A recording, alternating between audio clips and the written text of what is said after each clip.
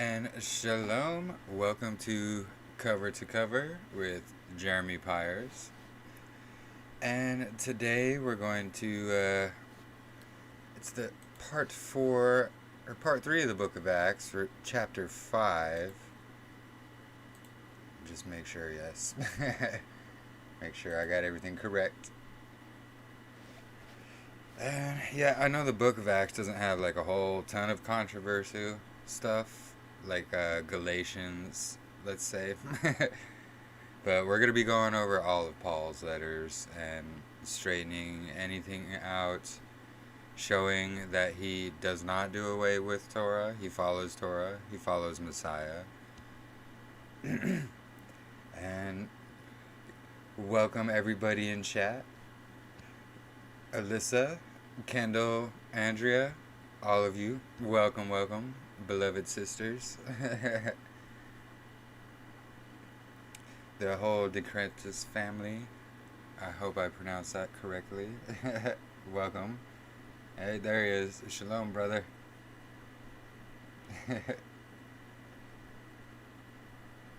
Alright. I'll probably just make you all like moderators. Like a whole channel of moderators. But yeah. Hey, shalom. Welcome, James Henry. Welcome. Glad you could make it. Just in time, too. Alright. So, let's get into it here. We're going to be reading, as you can see, from Bible Hub. It's online. I actually like this source. It's a really good source. You know, it's got all the many translations, not all of them, but many of them. It's got the Strong's, interlinear, lexicon, everything. And you can pick out just a single verse. It'll show you all the parallel verses to it as well. It's pretty handy. I mean, a lot of it don't go along with their commentary. A lot of it goes along with churchianity, but that's why I always say test everything for yourself. Don't trust anybody on a screen in a book, except for if it's scriptures. Don't even follow me. Alright, but let's begin here. So, Acts chapter 5. And this is going to be read from the ISR 1998, the scriptures. Excuse me. But a certain man named Hananiah, with Sapphira his wife, sold a possession, and he kept back from the price, his wife also being aware of it, and brought a certain part, and laid it at the feet of the emissaries. But Kepha said, Hananiah, what has Satan filled your heart to lie to the set-apart spirit, and keep back from the price of your land for yourself? Excuse me. And keep back from the price of the land for yourself. So if you remember what we were just reading, everyone was selling everything they had, their land, their flocks, everything. But these two, they were keeping back and withholding. And while it remained, did it not remain your own? And after it was sold, was it not in your authority? Why have you conceived this deed in your heart? Why have you not lied to men, but to Elohim?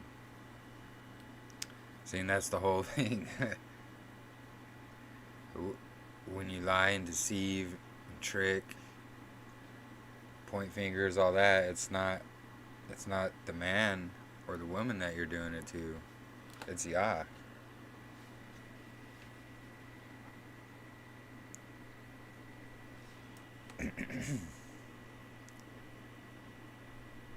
Then Hananiah, hearing these words, fell down and breathed his last. And great fear came upon all those who heard of this. But the young men arose and wrapped him up, and carried him out and buried him. And it came to be, about 3 hours later, that his wife came in, not knowing what had taken place. And Kepha responded to her, "Say to me whether you sold the land for so much." And she said, "Yes, for so much." So Kepha said to her, "Why have you agreed to try the Spirit of Yahweh? Look, the feet of those who have buried your husband are at the door, and they shall carry you out." And immediately she fell down at his feet and breathed her last. And the young men came in and found her dead, and carrying her out, they buried her beside her husband. And great fear came upon all the assembly, and upon all who had heard this.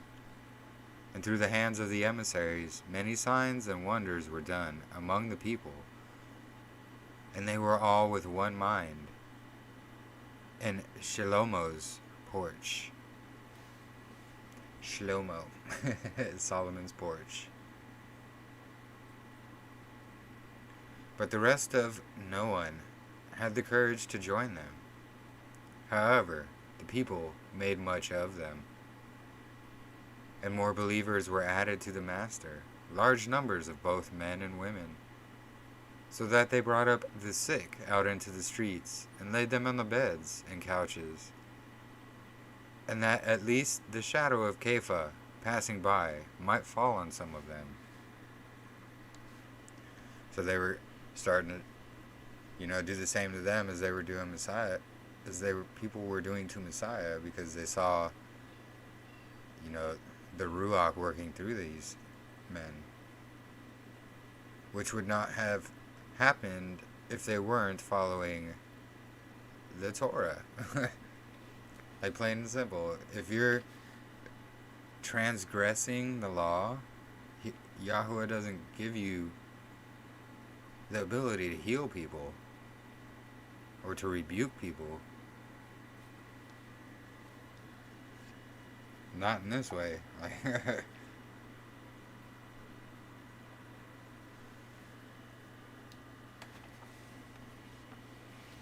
A large number also gathered from the surrounding cities to Jerusalem, bringing sick ones and those who were troubled by unclean spirits, and they were all healed.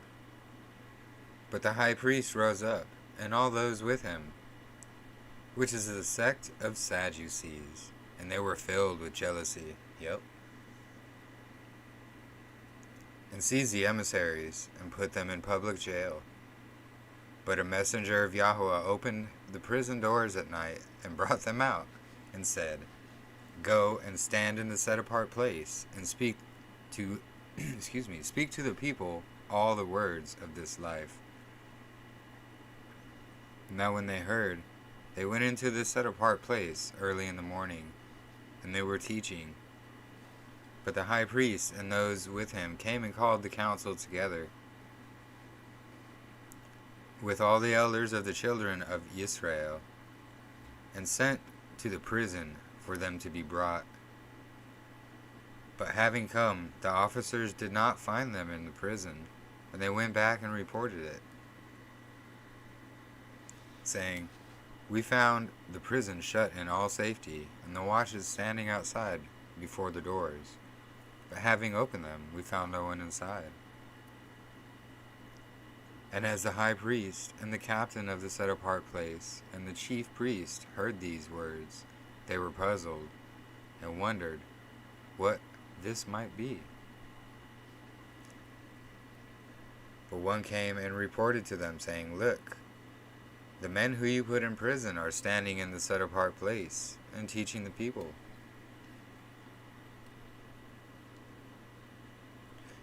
Then the captain went with the officers and brought them, not with force, for they feared the people, lest they should be stoned.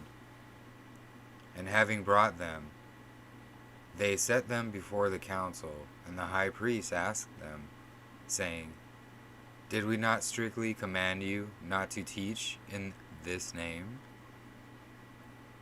Pretty interesting how they use "in this name," meaning Yahusha HaMashiach, under Yahuwah, or whatever pronunciation. And look, you have filled Jerusalem with your teaching, and intend to bring the blood of this man upon us. And Kepha and the other emissaries, answering, said, "We have to obey Elohim rather than men. The Elohim of our fathers raised up Yahusha, whom you laid hands on, hanging him on a timber. Him a prince and a savior, Elohim has exalted to his right hand, to give repentance to Yisrael and forgiveness of sins." So he exalts him to his right hand. And that's what I always been saying, Yahusha is Yahuwah's right hand. Like, they are one, but they're separate.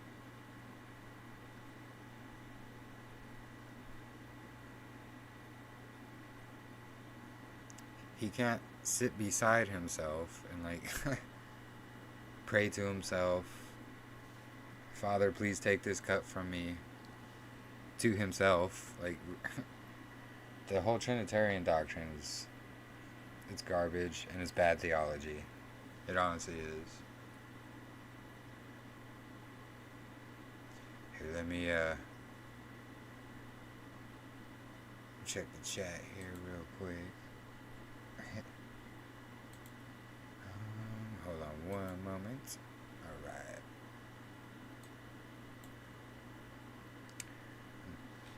So they withheld but made it look as if they gave more. Yeah, exactly. And thank you for the invite link, Kendall. Awesome. Hey, welcome, Amanda. Thank you for joining. Alright. Just wanted to check the comments real quick. Oh, here, let me change.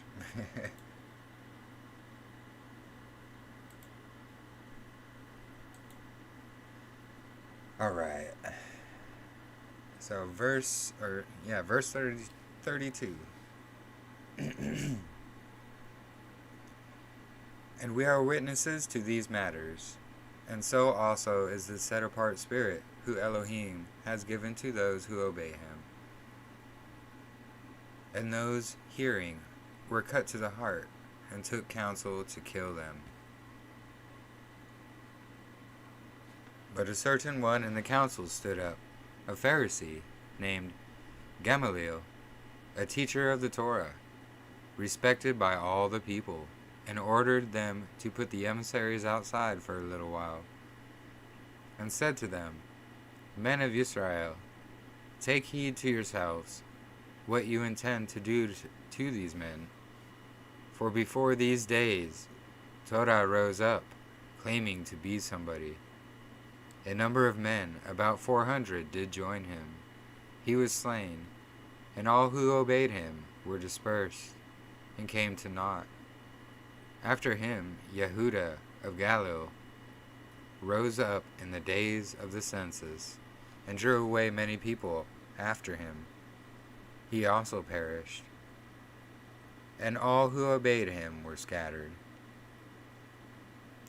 Now I say to you, stay away from these men and leave them alone.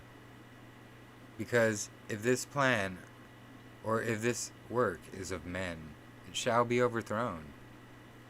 But if it is of Elohim, you are unable to overthrow it, lest you even be found to fight against Elohim." Pretty strong words, and very true. And they heeded his advice. Having called for the emissaries, beating them, they commanded that they should not speak the name of Yahusha, and let them go. See, the whole thing is the apostles were beat and murdered, tortured, jailed, all kinds of things for preaching Yahusha, because if you haven't seen my video on the differences between the Levitical and the Melchizedek priesthood, you should check it out. It's the Torah. It always has been, and it always will be. And not one jot or tittle is going to change until heaven and earth change. The new covenant, so to speak, it does not start until after the day of Yahweh. That's written. It's in scriptures. So Messiah, because of his offering up himself for everybody's sins, as long as they turn and follow him under the Torah, under Yah, because why? He's our king and high priest under the Melchizedek priesthood. Why is that significant? Because unlike the Levitical priesthood, we have a perfect high priest who never sins, and he atones for us day and night to the Father for us without sin, without having to atone for himself every day as well, without having to stop, atone for his own sins, and then, giving in to temptation or whatever happened to the Levites. Like, all that happened to the Levites, it's not going to happen to Messiah. And that's the whole key to understanding. Like, you have to understand the difference between the priesthoods, and then following the law, the Torah, it will make a lot more sense.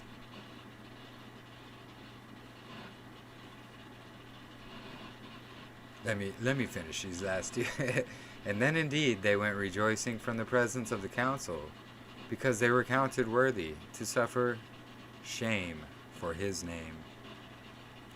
And daily in the set apart place, and in every house, they did not cease teaching and bringing the good news, Yahusha, the Messiah.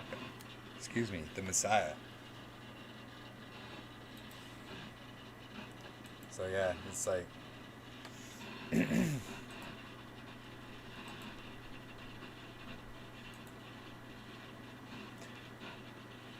chit chat here. Hey, welcome Wendy. Better late than never.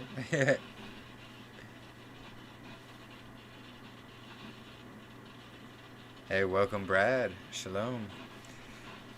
But yeah, that's the whole thing. That Paul was not teaching against Torah. He was not teaching he didn't teach that Messiah came and brought his own doctrines. No, Messiah followed the law perfectly to fulfill it, so he would be able to attain that perfect body, so he would be able to atone for us as our high priest and king in the Melchizedek order, priesthood. It's written. On the video, if you haven't seen it, go back and check. I go over all the scriptures, all throughout scriptures about the Melchizedek priesthood, and then the differences of the Levitical priesthood, and why we are no longer under the Levitical priesthood. It's since Messiah offered himself.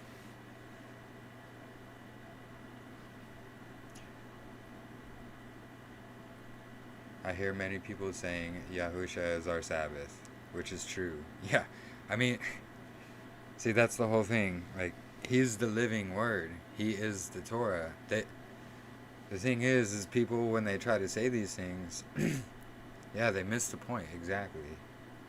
Yah's law is eternal, and Messiah did not take it away. Not at all. He even says, I did not come to abolish the law, because not one jot or tittle will dissipate from it.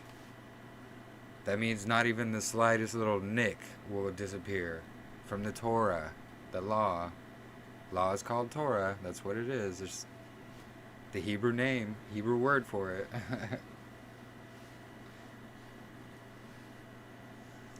It's just, and then they'll cherry pick Paul, and take certain verses, twist it, take them out of context to make it fit their own point.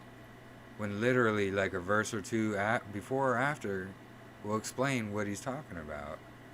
Sometimes even a chapter or two before will explain what he's talking about. And the context is key for everything, honestly. And that's why I want to go over Paul's letters really, really bit by bit to show people these things. Yes, exactly. Dispensationalism. Exactly, Kendall.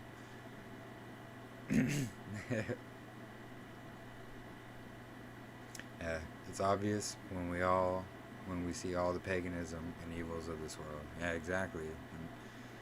And the sad thing is a lot of people, when you tell them, hey, the church or organization, whatever that you're in, is deceiving and lying to you, they take it as an offense, like you're attacking them. And it's like, whoa, hold on. No, that's not what I'm taking it. Or that's not what I'm saying. And like, the thing is, their theology makes no sense at all.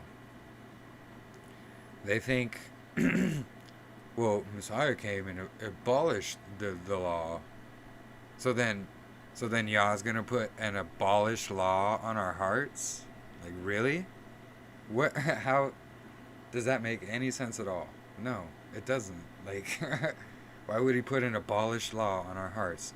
It's always been there since Adam and Eve, and it's going to be there even until after the day of Yah. He's going to renew the covenant. The whole reason another reason Messiah had to come is because he issued a decree of divorce on Israel because they were adulterous. So in order for everyone to come back into covenant under Yah, and according to his own Torah, he cannot remarry, or you cannot remarry someone you've divorced. You can't take someone back who you've divorced. And so Messiah had to come so he can marry into the covenant, or marriage covenant, same wordage, same thing. Basically, Messiah had to be there to remarry, to reestablish the covenant. That way, under him, now he's under the authority of Yah, because he was never divorced from that covenant. It's a lot deeper than that. I'm kind of just skimming over it really quick. But I hope you guys understand and get the point. Chat disconnected. Oh man. Alright. Connected back. Grappler tube. Honestly, dude. Honestly. They don't like when you tell truth. They don't like when you tell truth about scriptures. Anyway.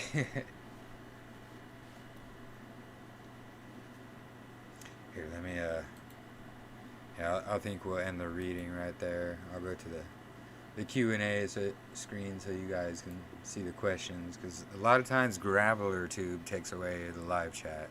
Even though I say don't take away the live chat ever, they take it away. Like, Grappler tube.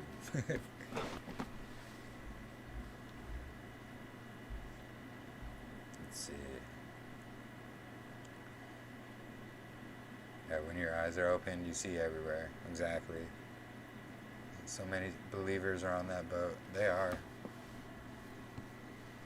Yeah, exactly, Andrea. Robert's been speaking all day to people about this, and no one wants to listen. I'm right there. Like, I speak to people constantly about it. No one wants to hear. My own family don't want to hear. Like, I'll even tell them, like, hey, look at all this is going on. This is prophesied. No, they don't want to hear it. I'm like, all we can do is move on. I know there's not many of us. Excuse me. Don't know why I'm having struggles with my internet.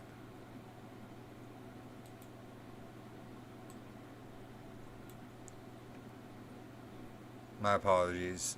Grabbler tube. They always mess with my internet.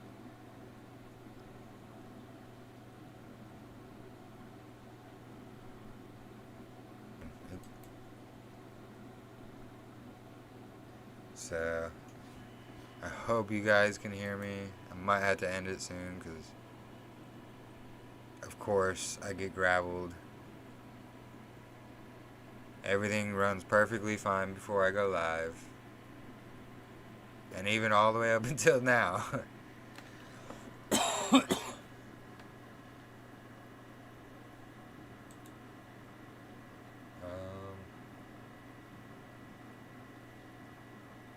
Yeah, exactly. Get got grabblers. And yes, I'm no Christian. I'm a Nazi. Many times in all the New Testament, compared to the 3 times they used Christian as a derogatory term, because the Romans used Christian as a derogatory term. Yes, it does mean follower of Christ, but see, that was their way of being derogatory. It's like, oh, those Christians, like that type of nonsense, like hissing. They hiss it like Christians, like, and that's how the Romans were called. That's how the Romans called it derogatory way. So yes, the one time Peter or Paul refers to himself as a Christian, it's because he's talking to a crowd that doesn't know them as Nazarene or followers of the way. And like, I throw these scriptures down constantly to people who call themselves Christian, not in a hateful way, just to say, hey, I don't associate myself with Christianity, because that associates yourself with a lawless, lukewarm, non-scripture reading, men following congregation. I don't follow men, like, and no one should follow men. They should read and test everything for themselves. One guy listened the other day, gave me a dead stare like I was crazy. That's what usually happens.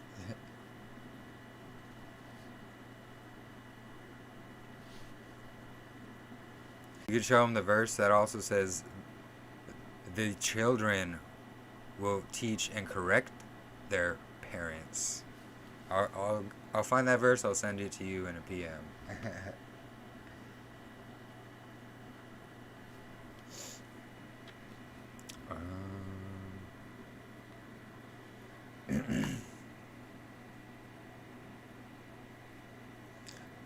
I had to end this here soon. My internet is really cutting out. The Trinity is so ridiculous. Yeah, it is. Dealing with the same with my husband's family. Yeah. And it's even in the Torah community, sadly. There's a few in the Torah community that just, no matter how many scriptures you'll show that are totally contradictory to the Trinitarian doctrine, like, they don't care. And it's just that pride. Yeah, trying to even understand it makes my head hurt. Like, just remember, Yahweh is not the author of confusion. If it's confusing and hard to understand, it's probably not of Yah.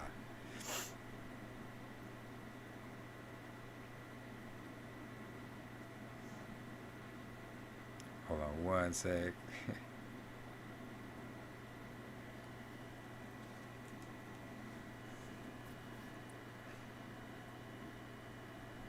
Makes me so cross-eyed. Yeah, it does. It's like, he doesn't refer to himself in the third person. He doesn't pray to himself. He doesn't sit next to himself. He can't remarry or re-enter the covenant that he divorced. Like, there's just so much that the Trinity, it can't be a Trinity. There's the Ruach, Messiah, and the Father.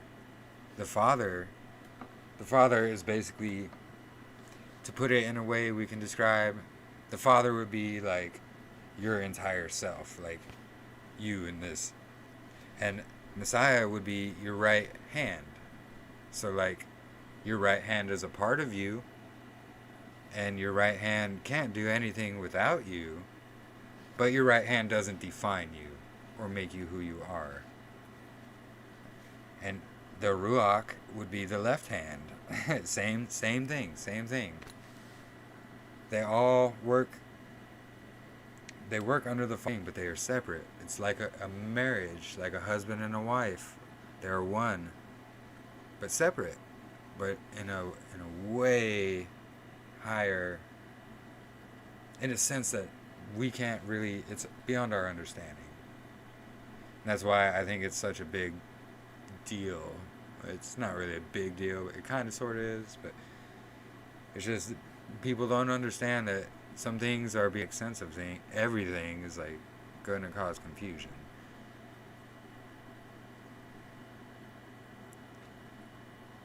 And thank you, Wendy. I'm just curious how the fire's bad in AZ right now. Sky is so foggy, but I smell not smoke.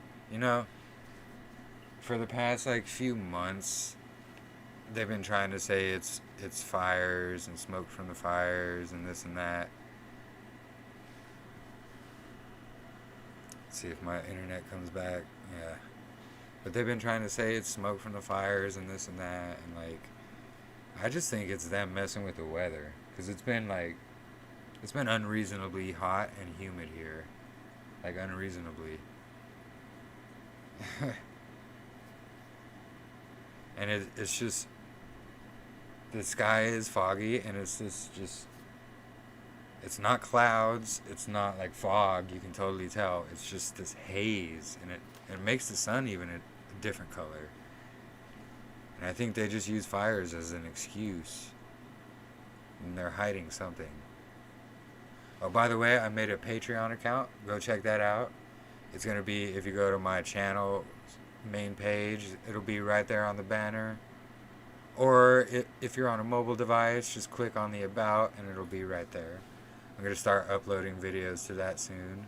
I actually have an amazing video where a dude called the FDA and he ripped into dude. Like, yeah, it is very weird. But I'm going to start uploading videos that on there that YouTube won't allow. If I post, it's already been taken down from YouTube. I got it from YouTube, luckily. Actually, from someone else who downloaded it before the video was deleted. But I'm going to be putting those kind of videos on my Patreon. I'm going to upload all my videos to my Patreon. I'm just going to have, it's going to be the same thing for every tier level. I'm just make everything public. I just want to, if you want to help provide, for more content, just help out. I'm just a single struggling father, and I do it by myself. It gets hard, but I got a PayPal, I got a Cash App, if you feel led to contribute, to donate, whatever, and many blessings to everyone who has. There's quite a few of you who have, and honestly, I couldn't have done it without you and without y'all.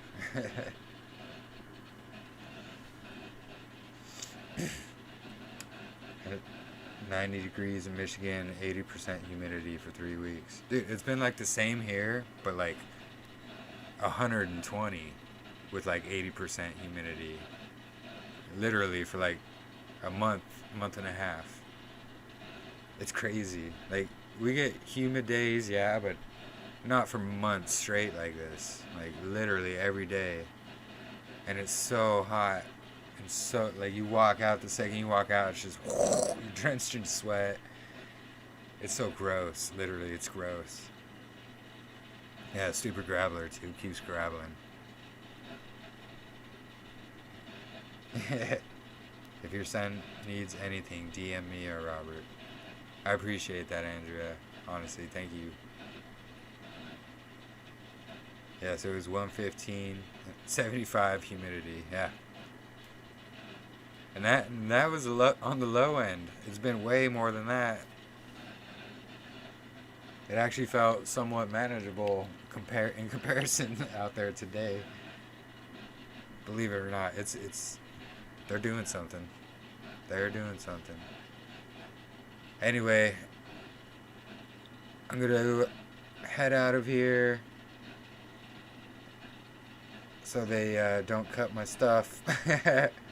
I do want to upload more stuff to like Patreon and stuff, so you'll be able to watch what I can't show on here or on Facebook or any of those Grabbler places. And I thank you guys all for watching, tuning in, commenting. It's awesome. It's awesome. And, you know, anyone who isn't able to watch it live or is watching this at a later time, you know, feel free to put questions, comments in the comment section. Yeah, don't miss that A to Z heat. Yeah, the summers suck. I'm not gonna lie. The winters are beautiful though. Winter is amazing here. Blessings and shalom to you as well, prodigal son.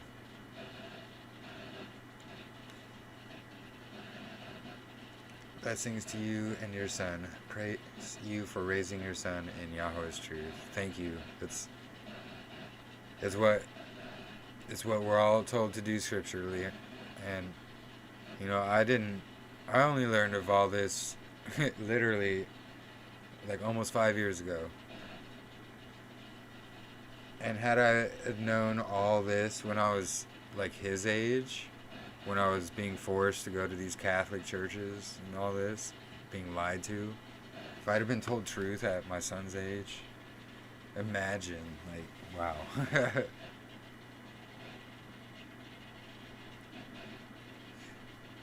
Anyways, yeah, only 3 months of blah. It's true. Anyways, thank you all. Thank you all. Shalom. Many blessings. Please like and subscribe and share if you haven't already. And I will catch you all next week at the same time, same place. I'm going to be trying to work on more of the little biblical cosmology shorts I've been doing. I've been working on one about the sun. I just keep getting interrupted. I have to make a bunch of new memes for it, so because I don't really have many specific about the sun, so been doing that.